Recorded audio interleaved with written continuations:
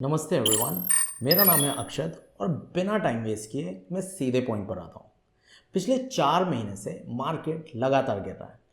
Market में panic फैला हुआ है। लोग अलग अलग तरीके के प्रिडिक्शंस कर रहे हैं कि मार्केट बेरिश हो गया और इंडियन मार्केट का बुल रन खत्म हो चुका है।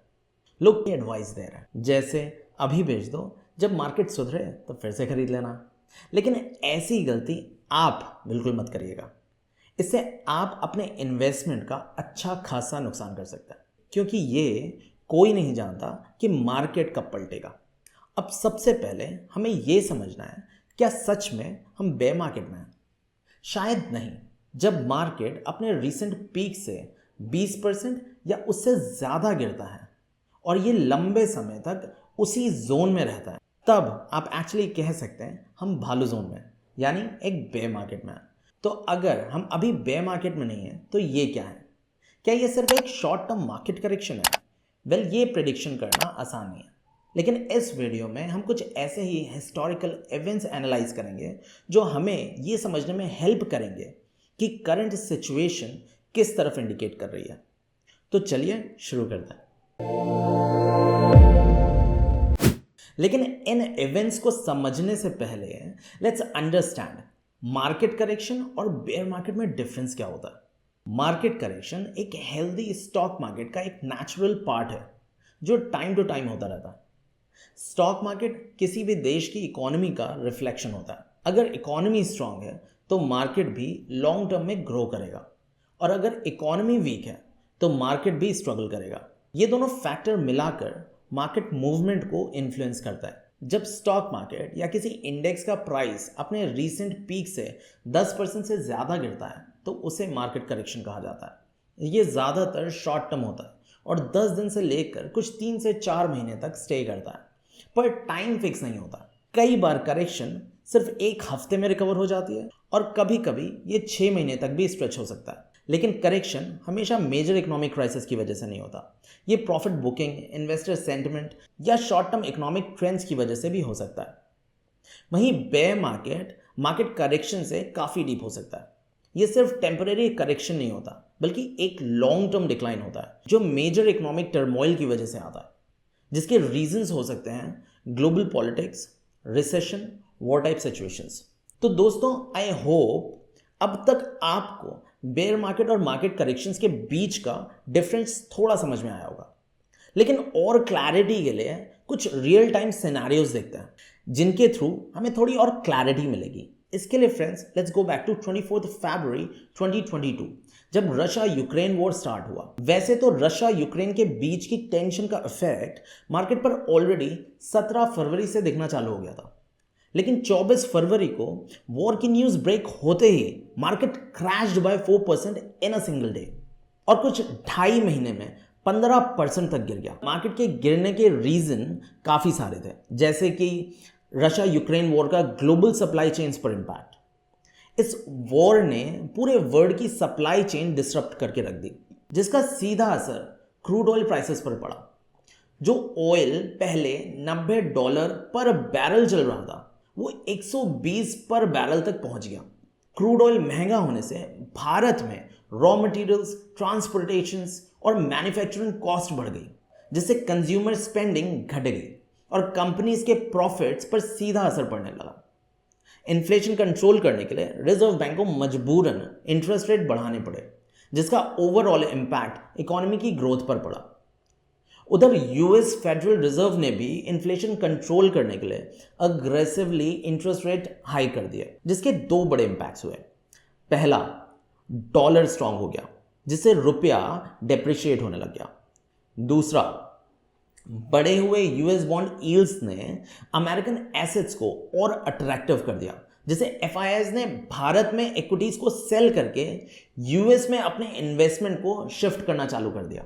तो दोस्तों, मैंने ये एग्जाम्पल इसलिए लिया क्योंकि हम रिटेल इन्वेस्टर अक्सर मार्केट को उसकी सामने दिखने वाली वैल्यू या फिर उसके ट्रेंड से समझने की कोशिश करते हैं। लेकिन अगर हम थोड़ा और डेप्थ में जाकर डीप एनालिसिस करें तो हम अपने पोर्टफोलियो में ज़्यादा कन्विक्शन ला सकते हैं, जिससे वॉलेटिलिटी के दौरान हमें क्या करना चाहिए इस पर हम बेटर जजमेंट ले सकें। मिड 2022 के समय मार्केट में काफ़ी ज़्यादा टर्बुलेंस देखने को मिला, लेकिन ये इम्पैक्ट इतना ज़्यादा नहीं था कि मार्केट 30 से 40% तक गिर जाए या फिर महीनों या सालों तक रिकवर ना हो।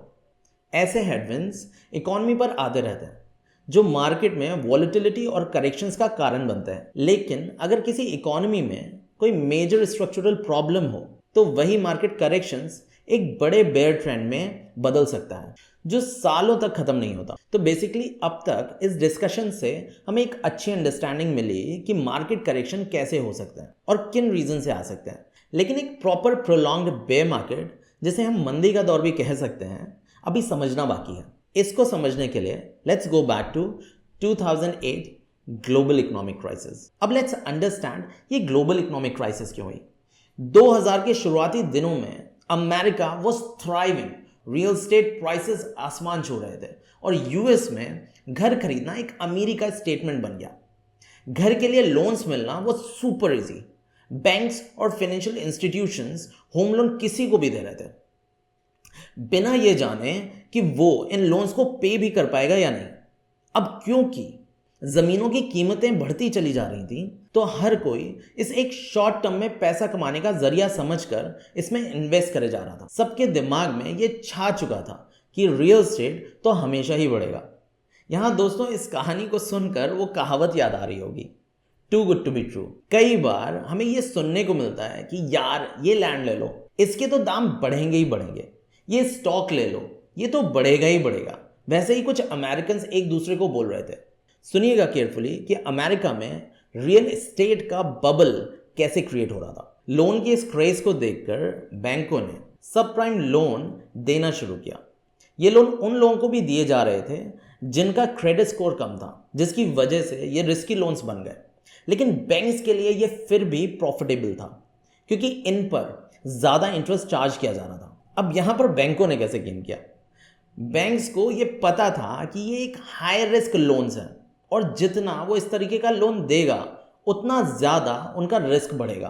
तो उन्होंने इन लोन्स को MBS यानी मॉर्गेज बैक्ड सिक्योरिटीज़ में बदल दिया और इन्हें इन्वेस्टर्स को बेच दिया, ये कहकर कि ये सेफ और हाई रिटर्न्स वाले इन्वेस्टमेंट्स हैं। बैंक्स, इन्वेस्टमेंट फर्म्स और ग्लोबल इन्वेस्टर्स सभी लालच में आ गए। 2006 से 2007 के बीच में क्राइसिस के साइन दिखने लगे थे। जिन लोगों ने सब प्राइम लोन्स लिए थे उनके लिए बढ़ते इंटरेस्ट रेट को भरना मुश्किल हो गया, मॉर्गेज डिफॉल्ट्स बढ़ने लगे और हाउसिंग मार्केट्स थमने लगे।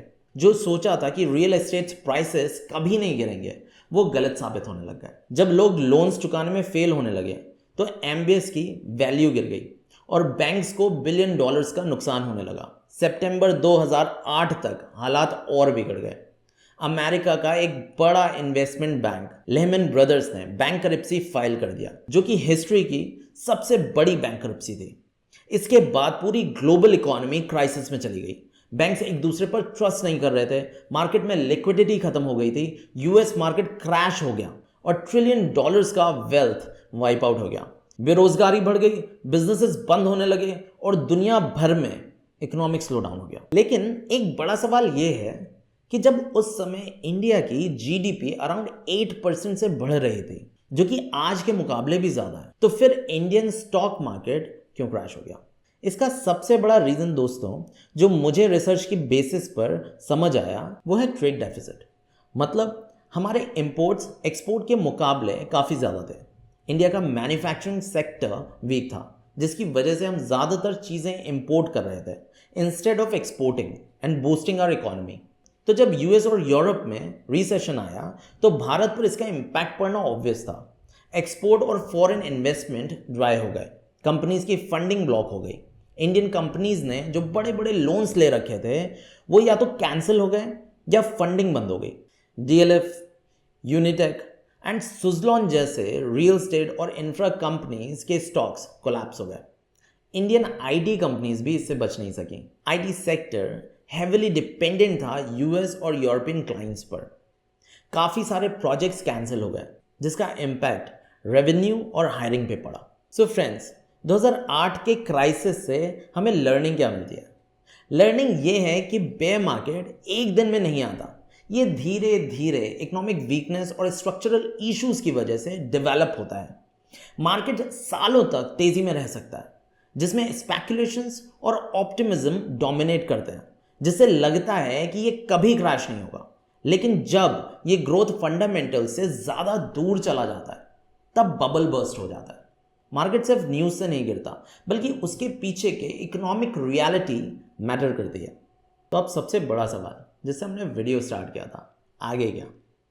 सबसे पहले ये सच है कि इंडियन मार्केट्स अभी भी हाई वैल्यूएशंस पर ट्रेड कर रहे हैं, जो कि भारत की तेजी से बढ़ती इकोनॉमी का एक रिफ्लेक्शन है। ज़्यादातर इन्वेस्टर्स इंडिया को एक फास्टेस्ट ग्रोइंग इकोनॉमी के रूप में देख रहे हैं। 2022 के बाद से हमारी जीडीपी ग्रोथ कंसिस्टेंटली 7% के ऊपर रही है, जो एक स्ट्रॉन्ग इंडिकेटर है। तो अगर लॉन्ग रन में भी एक्चुअल इकोनॉमिक ग्रोथ एक्सेलरेट होती है और हाई एक्सपेक्टेशंस को मैचअप करती है, जैसे कि GDP year on year strong रहे, कॉर्पोरेट अर्निंग्स कंसिस्टेंटली एक्सपेक्टेशंस को बीट करें और मैन्युफैक्चरिंग एंड एआई सेक्टर्स में इंडिया ग्लोबल लीडर्स बनने की तरफ बढ़े, तो ये मार्केट के लिए एक स्ट्रॉन्ग पॉजिटिव सिग्नल होगा। लेकिन अगर ये सारी चीज़ें प्रोजेक्टेड एक्सपेक्टेशंस के अकॉर्डिंग परफॉर्म नहीं करती या फिर इकोनॉमिक एनवायरनमेंट अनस्टेबल लगता है, तो मार्केट का इन्फ्लेटेड वैल्यूएशन एक मेजर चैलेंज बन सकता है। इस वजह से आने वाले कुछ क्वार्टर्स क्रिटिकल होंगे और इन्हीं मैक्रो इकोनॉमिक और कॉर्पोरेट ग्रोथ फैक्टर्स पर मार्केट का डायरेक्शन लार्जली डिपेंड करेगा। सो इन द एंड दोस्तों, मैं कहूँगा पैनिक करना छोड़िए और मार्केट को थोड़ा और डीपली समझने की कोशिश करिए। और इसके लिए अगर आप चाहते हैं कि मैं किसी स्पेसिफिक टॉपिक पर कोई वीडियो बनाऊं, तो प्लीज़ कमेंट में ज़रूर बताइएगा। अगर आपको ये वीडियो इन्फॉर्मेटिव लगा हो तो इसे अपने दोस्तों और रिलेटिव्स के साथ ज़रूर शेयर करिएगा, ताकि उनको भी इस वीडियो से कुछ बेनिफिट मिल सके। और हाँ, चैनल को प्लीज़ सब्सक्राइब करना मत भूलिएगा और वीडियो को लाइक ज़रूर करें। मिलते हैं नेक्स्ट वीडियो में। Take care.